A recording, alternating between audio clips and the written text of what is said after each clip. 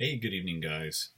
So I'm your professor. My name is Scott Hollis, and I wanted to start off this week by saying welcome to the class. I hope that you have a good time. There's a lot of things that we have to get through, and a lot of it's going to involve a whole lot of reading, and I am sorry for that. I want you to pay attention to certain key things, and so I want to cover what some of those are going to be. Um, the first one is just kind of the theme for this first week. Um, how have others defined leadership? What's leadership about? How do you define leadership? What is really the role of a leader in an organization? And I want you to be open minded to the fact that a leader isn't just somebody who has positional authority. A leader can also be an individual who happens to be an unspoken leader, someone who has influence, and someone who may not necessarily always be readily identifiable by a net new leader who might come into the area. Theme two is more of the evolution of leadership theory.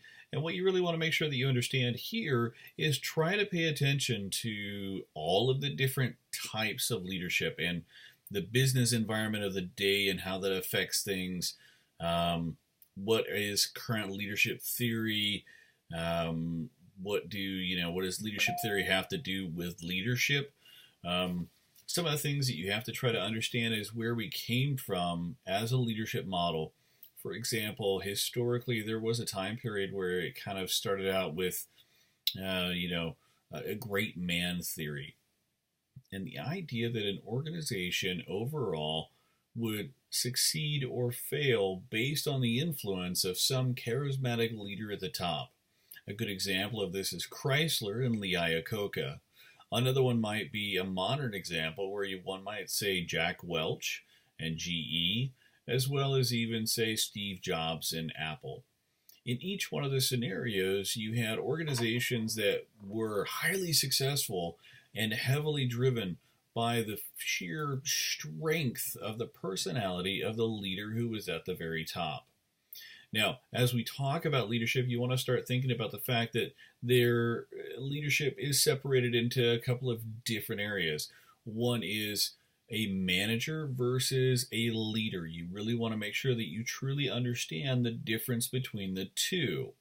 There are some broad umbrella level kind of categories and descriptions that help separate these two roles, but understand that as individuals in our various positions as we go through our careers, we'll live in both areas. We'll live sometimes as a manager and sometimes as a leader. But a leader is not necessarily just the person at the top of the organization. Leadership can happen anywhere within the organization.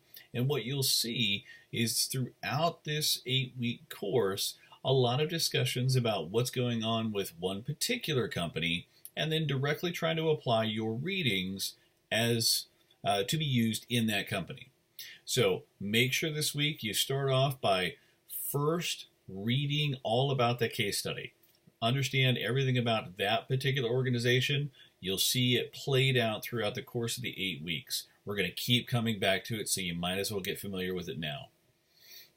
You want to make sure that you actually read all of the articles and try to make sure that you're also getting in on all of the discussions.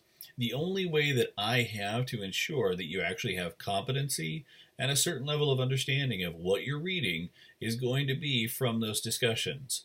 Please bear in mind, I have taught this enough that I also know that there are going to be some people who rely on maybe trainings they got during PLDC or NCO training or officer school or OCS or what have you.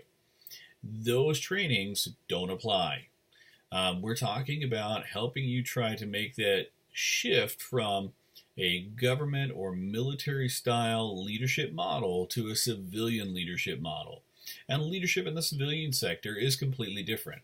Having been both a military leader as well as a civilian leader many years ago, it's one of those that I can tell you I made a lot of mistakes early on. I can't begin to tell you how many times that, there were just little things that we could do in a structured civilian or government military related system that didn't apply in the civilian world. And there were also a lot of times where we would try to apply various certain, I don't know, um, a lead from the front kind of a leadership model that we would normally see in the military, for example, that really isn't seen all that often in the civilian sector. In particular, here in the Pacific Northwest, it's a whole unique culture. I'm in the Seattle area myself, and so here we have a lot of the cutting edge, top end companies that are tech companies who deal with high knowledge base workers and a workforce that is very, very diverse. One of the hospitals that I was working with, we literally had a little over 108 different languages and dialects spoken in one facility.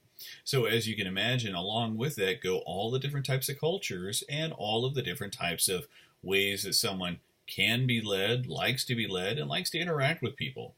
So all of these things have to be factored into our changing leadership models. So again, dive into the readings, enjoy this week, and try to start to really get to know each other.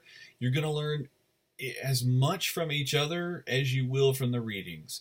And I enjoy this class simply because I get to see what you guys are learning and what you're doing in your various roles.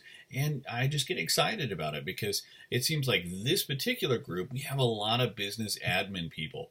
And so that's going to be interesting to see how that plays out. So hope you enjoy.